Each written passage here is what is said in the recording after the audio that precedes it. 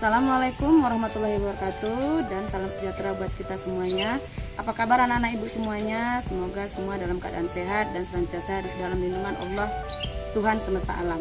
Nah anak-anak semuanya, apa kabar hari ini? Mudah-mudahan kita selalu semangat walaupun kita belajar dalam keadaan daring dengan tetap menerapkan protokol kesehatan, yaitu selalu memakai masker, rajin mencuci tangan dan menjaga jarak. Bertemu lagi dengan Ibu Sudria Marni dalam materi pelajaran kimia, dan kali ini kita akan bahas tentang larutan elektrolit dan non elektrolit.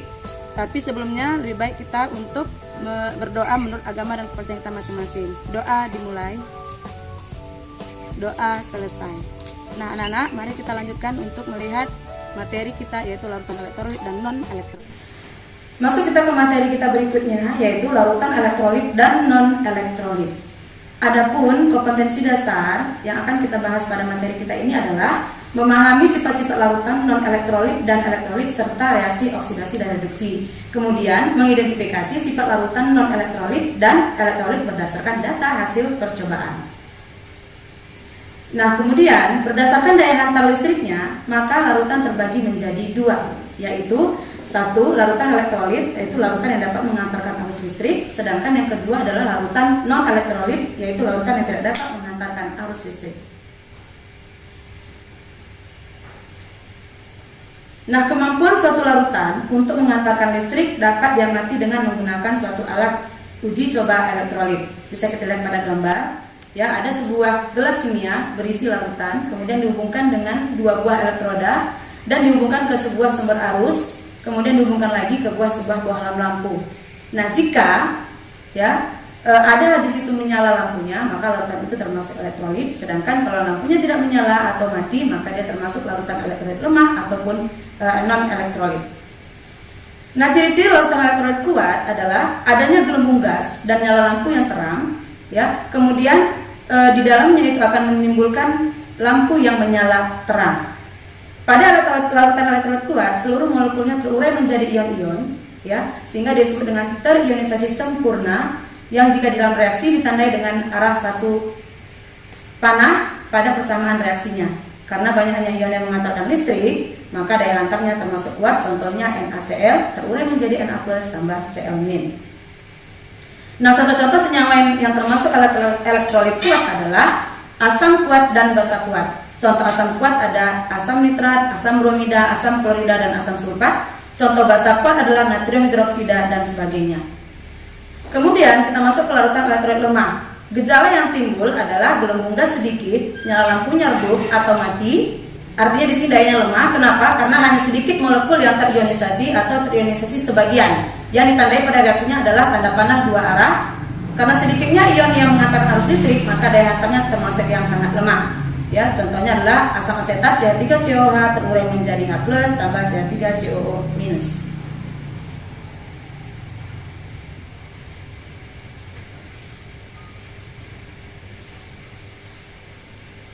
Contoh-contoh senyawa yang termasuk elektrolit lemah adalah asam lemah dan basa lemah. Contoh asam lemah adalah asam karbonat, asam klorida, asam sulfat, dan HCOOH. Kemudian contoh basa lemah adalah amonium hidroksida, aluminium hidroksida, dan seng hidroksida atau ZnOH3 lagi.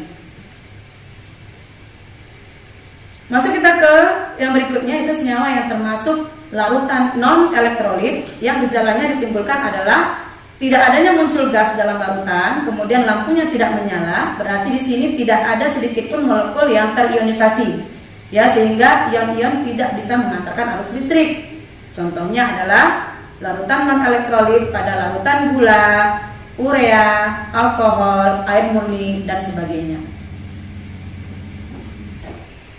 Kemudian bisa kita lihat dalam data hasil pengamatan, ya, ada tabel di situ, ada 3 buah larutan yang ibu coba. Di dalamnya ada NaCl, asam cuka, dan gula. Ya, ternyata jenis ikatannya ada ionik, kovalen polar, dan kovalen non polar. Dari pengamatan bisa kita lihat pada NaCl lampu menyala terang dan banyak gelembung, sehingga dia termasuk ke elektrolit kuat. Sedangkan pada asam asetat lampu tidak menyala, timbul hanya sedikit gas, berarti dia termasuk elektrolit lemah. Kemudian pada gula, lampu sama sekali tidak menyala dan tidak muncul gelembung gas, maka larutan ini termasuk larutan non elektrolit. Jadi ada 3 buah contoh di sini yang Ibu tampilkan, yaitu NaCl, asam asetat, dan gula. Kemudian masuk kita ke perbedaan larutan berdasarkan daya hantar listrik. Untuk mempermudah kamu, Ibu sudah buatkan dalam sebuah tabel perbedaan antara elektrolit dan non elektrolit. Kalau di elektrolit, yang pertama dapat mengantarkan listrik. Kemudian yang kedua terjadi proses ionisasi atau terurainya menjadi ion-ion. Kemudian yang ketiga, lampu dapat menyala dengan terang atau redup dan banyak terdapat atau sedikit gelembung gasnya. Kemudian yang termasuk ke non elektrolit, ciri-cirinya adalah yang pertama, tidak dapat mengantarkan arus listrik. Dan kemudian yang kedua, tidak terjadi proses ionisasi atau tidak terionisasi seluruhnya.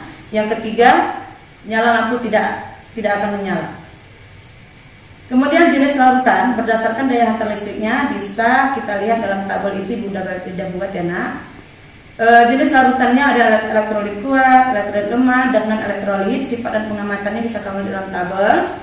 Ya, kalau elektrolit kuat dia terdapat banyak gelembung gas, lampunya menyala terang, terionisasi sempurna, dan mengantarkan listrik. Sedangkan elektrolit lemah, ya terionisasinya sebagian, memang dapat mengantarkan listrik, tapi lemah sehingga nyala lampunya redup atau bisa juga tidak hidup. Kemudian terdapat sedikit gelembung gas. Kemudian yang ketiga non elektrolit, contohnya C6H22O11. Dia tidak akan terionisasi, tidak akan mengantarkan listrik sehingga nyala lampunya nggak hidup. Kemudian tidak terdapat gelembung gas. Nah, reaksi ionisasinya bisa kamu dalam tabel. Contoh untuk elektrolit kuat NaCl terurai menjadi Na+ tambah Cl-. Kemudian elektrolit lemah contohnya Ca3COH terurai menjadi H+ tambah Ca3COO-. Sedangkan untuk larutan non elektrolit tidak dapat terionisasi sehingga tidak memiliki reaksi ionisasi sama sekali. Jadi ada 3 di sini yang Ibu sampaikan jenis larutan berdasarkan daya hantar listriknya. Nah, untuk menentukan kuat atau tidaknya suatu larutan elektrolit dan non elektrolit itu bisa dilihat dari harga molaritasnya. Molaritas itu adalah banyaknya 1 mol zat terlarut dalam setiap liter larutan. Bisa dapat dirumuskan molaritas itu adalah M sama dengan mol per liter.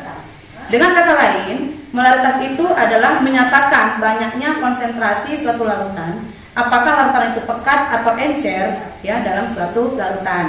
Contohnya, larutan H2SO4 atau asam sulfat 2 molar akan lebih pekat dibandingkan dengan larutan asam sulfat yang 1 molar. Selain molaritas, bisa juga dilihat dari harga derajat ionisasinya atau dinamakan dengan alfa. Apa itu alfa? Alfa itu adalah perbandingan antara jumlah zat yang mengion dengan jumlah zat yang dilarutkan. Harga alfa itu adalah lebih besar daripada 0, tetapi lebih kecil daripada 1.